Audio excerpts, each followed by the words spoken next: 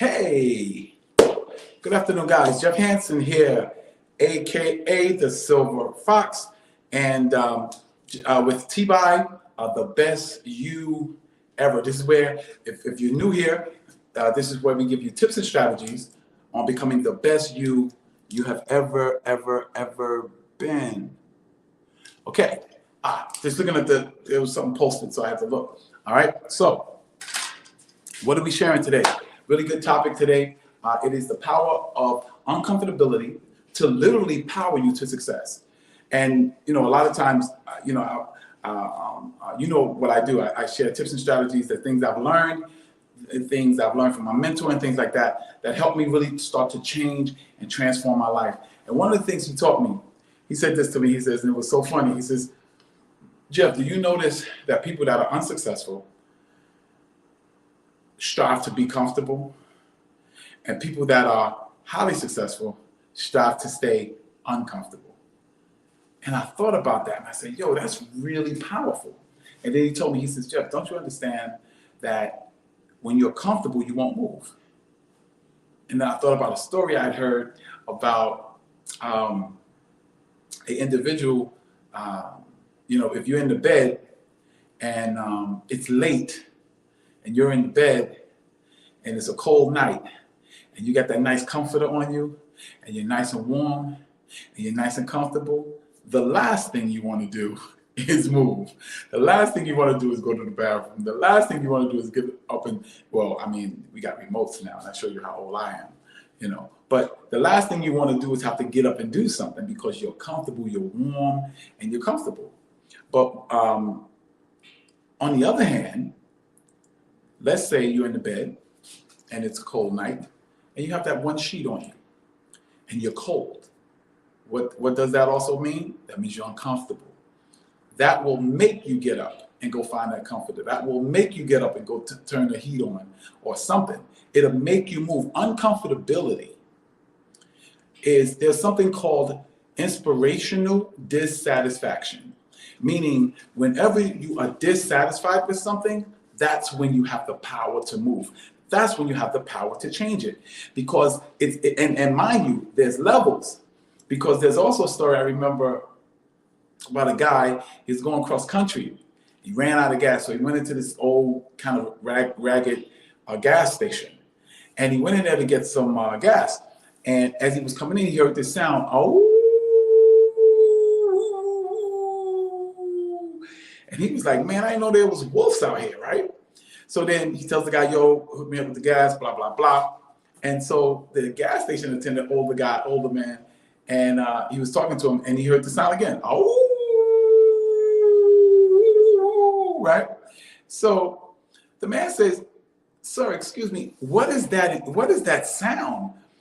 I mean, yo, I didn't know there was wolves out here. So the guy says to him, he says, oh, that's not a wolf. That's my dog. He's laying on he's over there near the cabin, and that's him making that noise. He said, well, why is he making that kind of noise? He says, well, he's laying on a nail. So the guy says, he's laying on a nail? He said, yeah. He said, so why don't he just get up and get off of the nail? He said, because the nail is not hurting him enough to move. It is only hurting him enough to complain about. And see, in a lot of times in our lives, I can tell you right now, there was times in my life where I was so comfortable, I didn't want to move. And there was no inspiration for me to move. There was no reason for me. I was comfortable. I was eating meals and I was doing what I remember in the shelter, they had a program where they put some of the homeless people up in the YMCA. And the YMCA has very, nice rooms if you're coming from a shelter, right? And I was in that room, man, and the carpeted floor, and it was a nice warm room, and I had a colored TV. It was like a hotel room. Man, I didn't want to leave, even though I was not where I wanted to be. I didn't want to leave because I was comfortable. And a lot of times when I talk to people and they say, man, you're driven and this, that, and the other, but I'm kind of good with where I am. And what they're saying is that they're comfortable. And see, comfortability, the opposite of success is never failure. The opposite of success is uncomfortability. Because if you think about it, failure is a type of uncomfortability.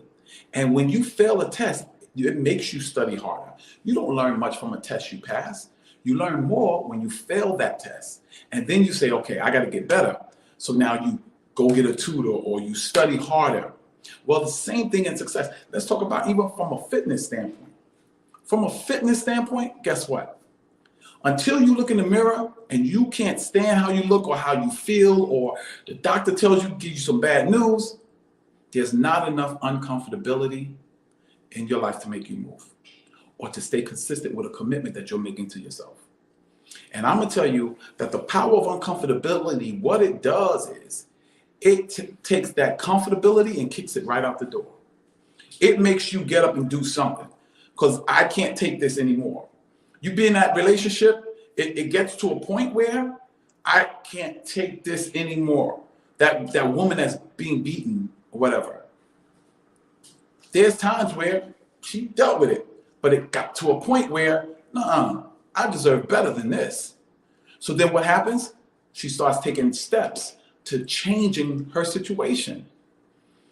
Uncomfortability is the key that will give you enough ammunition, enough power to move out from where you are toward where you want to be.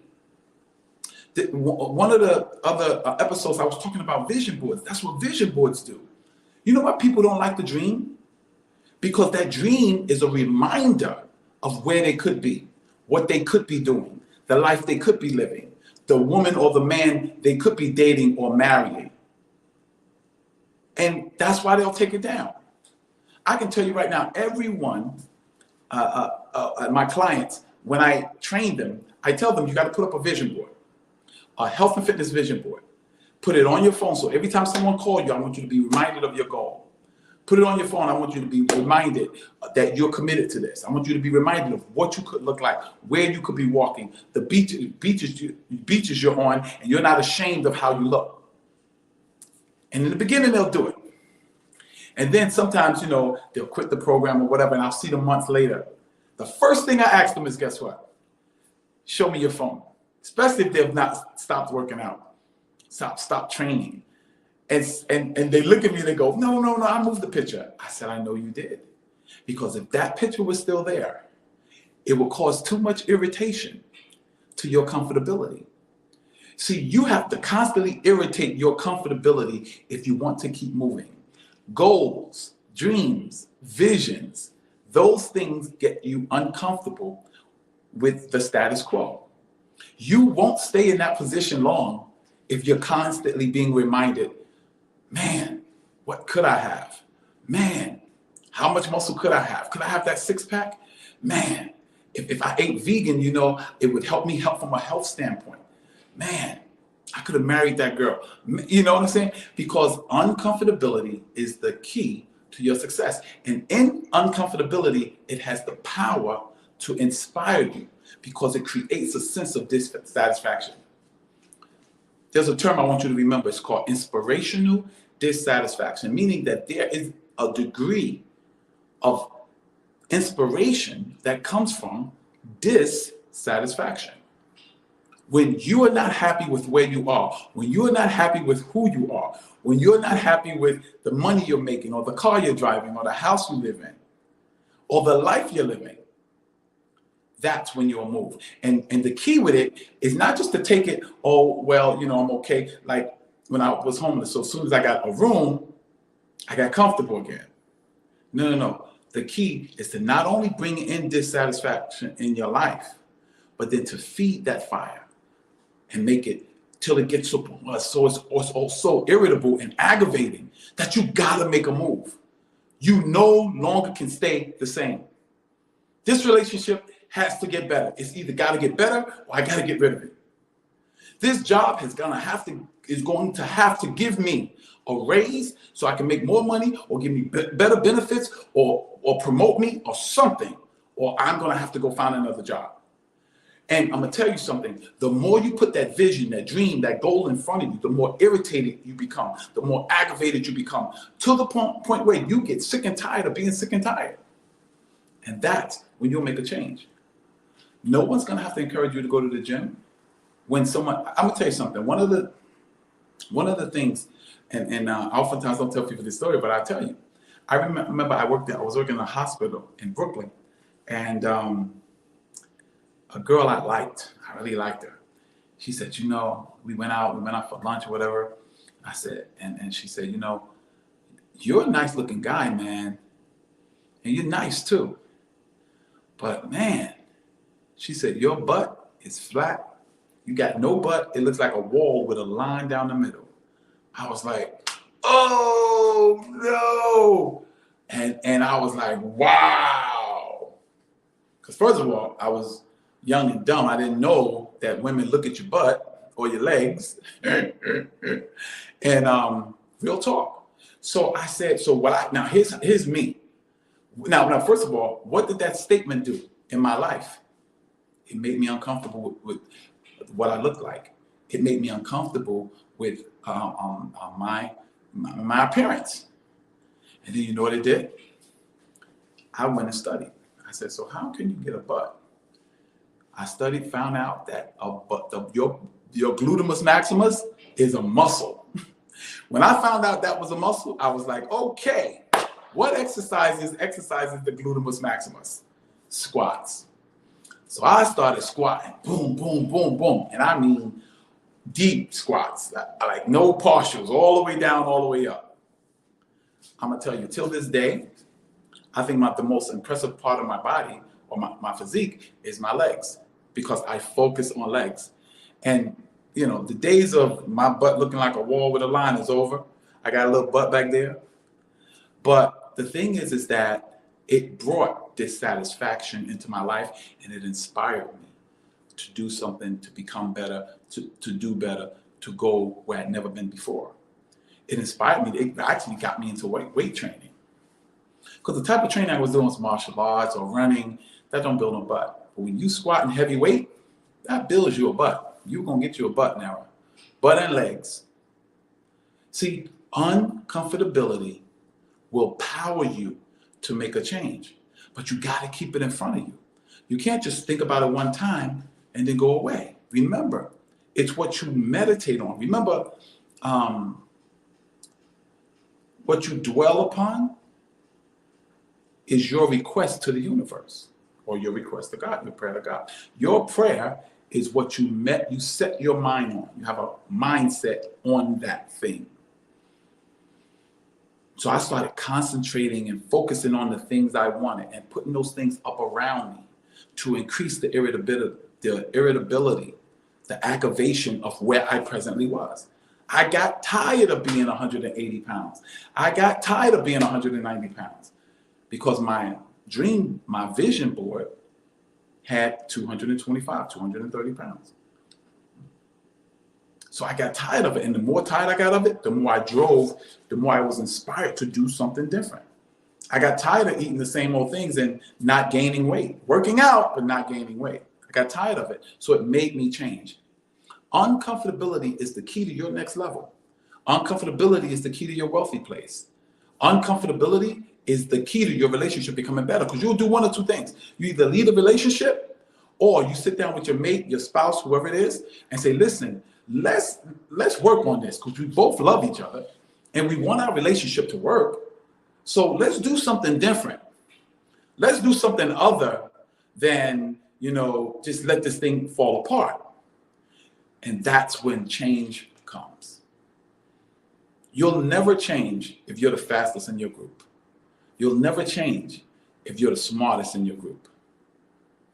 You should always strive to be around people bigger, better, smarter, wealthier than you are, because that inspires, that it creates a sense of dissatisfaction. Now, you're going to enjoy some things in your life. I'm not saying don't enjoy some things in your life, but I'm saying keep some goals out there and things like that, so that there's areas of your life that you'll still strive for, that you'll still move toward. You see what I'm saying? Don't let, as Bane said in Batman, I know some of you guys don't watch the movies like that. But in the movie, The Dark Knight Rises, Bane, who's the bad guy, was fighting Batman. And as he was beating Batman up, he told Batman, he said, yo, we've been trained by the same guys. So why am I beating you? Because your success has defeated you. And what he was saying to Batman was, you got comfortable fighting gangsters and beating up gangsters and beating up muggers and stuff like that. Now you're coming against someone that's trained like you, your next level. And guess what? You're not ready.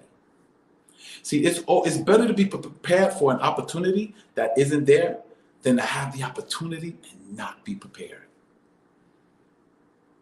The power of uncomfortability to power you, or let me put it like this, empower you to succeed.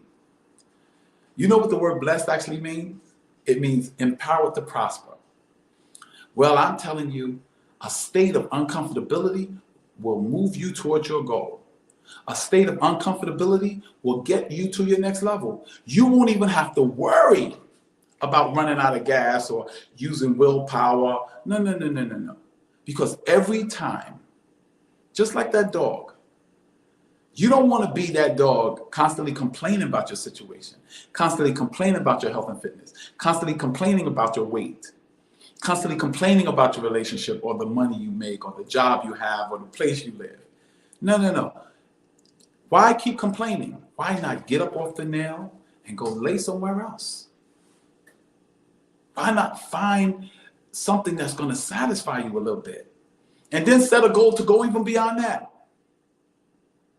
See the difference with the average basketball player and a Michael Jordan is that Jordan always shot for more. If he got you down by 10 points, he wanted to beat you by 20. If he beat you by 20, he wanted to beat you by 30. If he beat you by 30, he wanted to beat you by 50. That's why he's the GOAT. That's why he's the greatest ever. And I know some people may disagree, LeBron James, Kobe Bryant. That's all well and good. I have my opinion, you have yours. Hey, I respect that. But the fact is that when you strive to be better, what's going to keep you moving in that direction is the degree of uncomfortability that will create the aspect of inspirational dissatisfaction. You become inspired because you're dissatisfied. And uncomfortability will move you toward your goals and your dreams and your desires. It will make you make some different decisions, make you choose differently, because you'll get sick and tired of being sick and tired and being sick and tired. And how does that make you better? Because anything that pushes you towards your goals and your dreams, anything that pushes you towards your aspirations, anything that pushes you to bring that vision into fruition, anything that pushes you to exercise personal development and become a better you, that is inspirational dissatisfaction.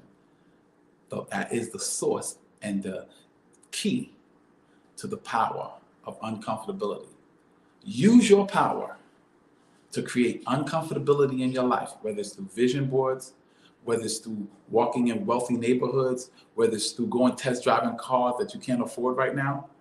And when you create enough uncomfortability, trust me, the universe will provide resources and people and places and things that will that will open up doors for you to have those very things that you've come to desire, those things that you've come to want. Ladies and gents, we've been doing this for about 20 minutes. I hope something I said motivated you. I hope something I said encouraged you, move you in that direction, make you think a little bit different, make you do a little bit different, make you implement some of what I said. And remember, if there's something I said that brought some value to your life, something I said that was worth something to you, change your life for the better, please like and subscribe. Now, of course, if you're watching it on YouTube, like and subscribe. If you're watching it on 365 Days of Fitness Challenge, my Facebook group, or any of my groups, wherever you're watching this at, like and subscribe it, give a comment. I hope something I said encouraged you. I hope something I said motivated you. I hope something I said made you uncomfortable so that you'll do something different, because we understand that if we give you tips and strategies on becoming the best you ever, we know that the best you ever will create your best life ever. This is Jeff Hansen, aka the Silver Fox, and I'm just excited about 2022. I'm excited about you. I'm excited about you going from you 1.0 to you 2.0. God bless you, and may heaven smile upon you.